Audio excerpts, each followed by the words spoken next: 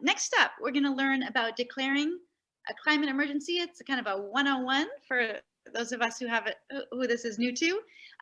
So we're going to welcome Sirohi Kumar, who's a 16-year-old climate activist from Bar Harbor, Maine. She helped declare a climate emergency in Bar Harbor and has since been working to spread that momentum across the state.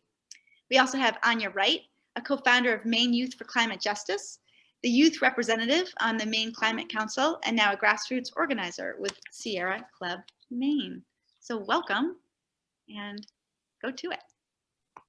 All right, hi everybody. As Seal said, I'm Sirohi, that's Ania. We don't have a fun dynamic intro like Jess and Justin, but let's get into it. We're here to teach you guys about climate emergency declarations. So a climate emergency declaration is a piece of legislation passed by a municipality that acknowledges that the climate crisis is an emergency and usually commits the town to some form of action to counteract it. Climate emergency declarations are part of a statewide and international movement. Over 130 governments in the US have declared a climate emergency and many more internationally. Over the course of this Pecha Kucha, we're going to take you through the steps required to declare a climate emergency, as well as the process we followed when we declared a climate emergency in Bar Harbor.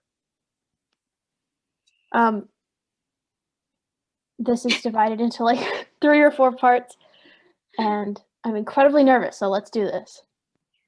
Yeah, so in Bar Harbor, we declared a climate emergency in November of 2019.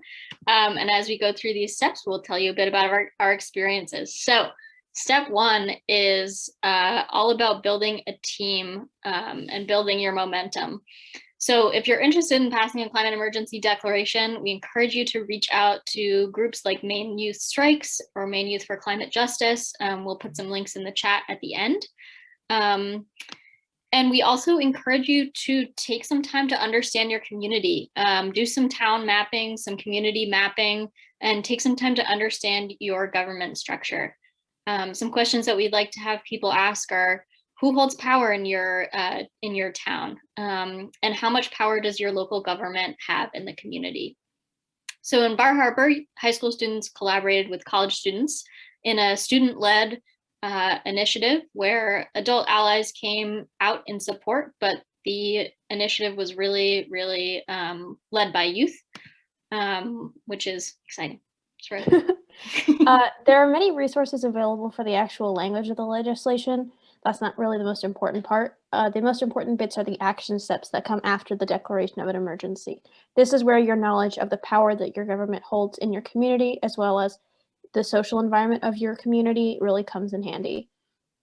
If you're going to make your climate emergency declaration action-based, you have to know what your town is willing to pass. So in Bar Harbor, we had an adult ally in the town council who told us it would be plausible for us to ask for a portion of the budget. Other places might not have that kind of leniency because of the people on their local government.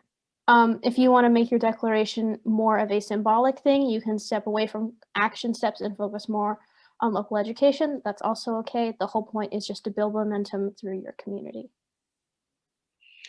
And a bit more on passing and what it takes to pass a climate emergency declaration and build momentum.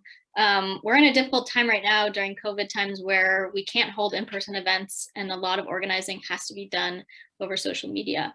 But when we can organize in person again, some tactics that we used were to find community centers and put information there. We also attended a climate strike and spoke there to encourage folks to attend the town council meeting. We got a petition for folks to sign, which is also a virtual option. We also worked with existing social change organizations in Bar Harbor and collaborated on this project. So we worked with A Climate to Thrive, Indivisible, and a College of the Atlantic group.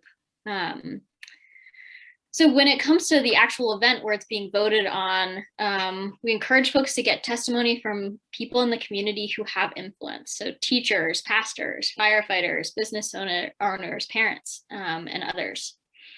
We brought in high school students who had passed a plastic bag ban to speak. And we also had conversations with municipal leaders ahead of time, town councilors, town managers, and other town leaders, so that we made sure that they understood where where our action and motivation was coming from, and why people cared about the declaration and wanted it to pass. And this really helped us in the long run in terms of getting the declaration passed. The next step is your follow-up action. Your follow-up action can be the action steps that are included in your actual declaration or just stuff you're doing afterwards. So in the town of Bar Harbor, our declaration actually passed only in part. The action step of the formation of a task force was denied by our town council, so we went back to them with a request to form a task force. That was the form of our follow-up action, and I'm currently the youth representative on that task force. Other action can be the modification of an already existing government structure, like a sustainability committee, giving it new and time-sensitive goals, as well as providing them more resources. Or again, they could be focused on the public education of your community to focus more on just bringing awareness to this issue. Or you could take the momentum and the allies you gained in your town and move to another town and try to declare a climate emergency there.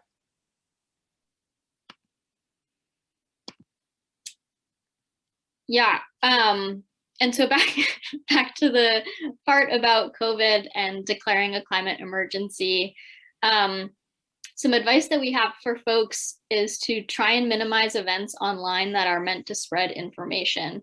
We're all suffering from Zoom fatigue.